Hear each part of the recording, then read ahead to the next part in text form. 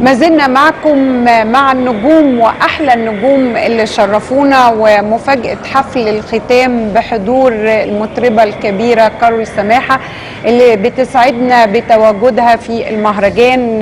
كارول الحمد لله على السلامة، وبقول لك طبعا سعيدة بوجودك، وإلهام كمان سعيدة جدا ان انت نورتينا، وبنقول ان المرأة اللبنانية موجودة على أرض أسوان لدعم المرأة العربية ودعم مرأة الصعيد. أكيد أكيد. أنا حريصة بكل دعوة بتكون المرأة لها دور فيها، أي قضية المرأة لها دور فيها، أنا أول أشخاص أول فنانين اللي بيلبوا هذا الموضوع.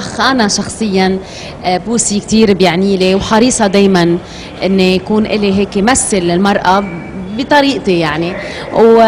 وكمان سعيدة إنه قديش المرأة صارت عم تاخد حيز أكبر كل يوم عن يوم بالعالم العربي. واليوم عم نحكي احنا بمجال الابداع، بمجال الفن، التمثيل، الاخراج. المرأة صار عندها رؤية بالافلام، بنحضر فيلم امرأة عملته او كاتبته او هي مخرجته، بنحس في رؤية مختلفة، رؤية انثوية للحياة تعطي ابعاد مختلفة غير نظرة الرجل.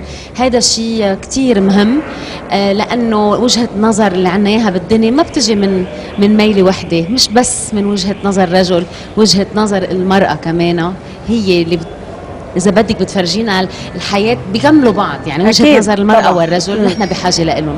بعد الجولة اللي عملتيها في أسوان، انطباعك إيه عن المرأة الصعيدية بعد الجولات دي؟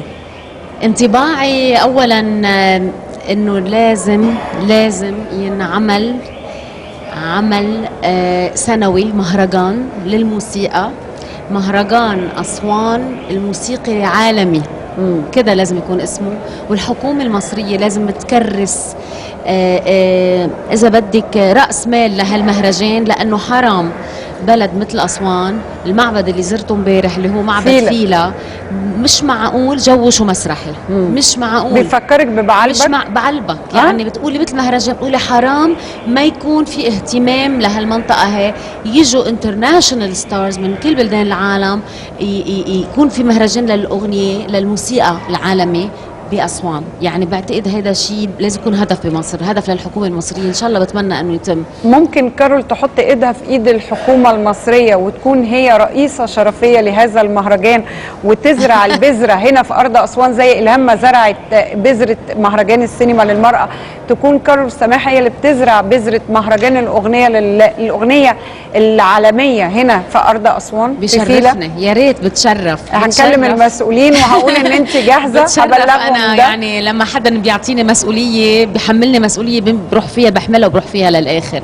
أكيد لازم حنجحها إن شاء الله يعني، بتمنى. وانت قاعدة في الصوت والضوء بتسمعي صوت محمود ياسين وفاتن حمامة والحوار الشيق اللي كان موجود في الصوت والضوء، ما راحش خيالك لعرض مسرحي ايضا بلا في هذا المكان بعيدا عن الاغنيه؟ انت الاغنيه هي اللي واخده عندك السبق الاولي ليه. صح. لا صراحه اول ما شفت الاحتفال بالصوت والضوء دغري رجعوني على عالم زانوبيا، مسرحيه زانوبيا الغنائيه للفنان الكبير منصور رحباني، لما انا عملتها ببيروت وعملتها بدبي وعملناها بسوريا. يعني كان عن جد شغله ما بنساها بحياتي، باقيه بذاكرتي كتير. معبد فيلا واصوات الممثلين الكبار محمود ياسين وفاتن حمامه نقلوني فجاه لاعمال المسرحيه الغنائيه الضخمه اللي عملناها، قدمناها بمهرجانات بعلبك وببيت الدين.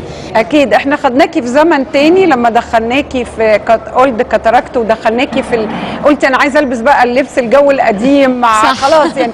هنا في اسوان بتعيشي زمن تاني غير الزمن مزبوط اللي موجود، وان شاء الله هنكون معاكي وانتي بتزرعي بذره الاغنيه، مهرجان الاغنيه هنا في أرض أسوان. وهسيبك دلوقتي تسعدي بحفل الختام اللي انت نورتيه، ضيف شرف بنحبه وبنسعد بيه، وانت بتحملي لواء المرأة في أغانيكي كلها. صح. فأهلا بيكي في أسوان، وشكرا ليكي وشكرا لأهل لبنان. ميرسي بوسي، وميرسي لتلفزيون محور.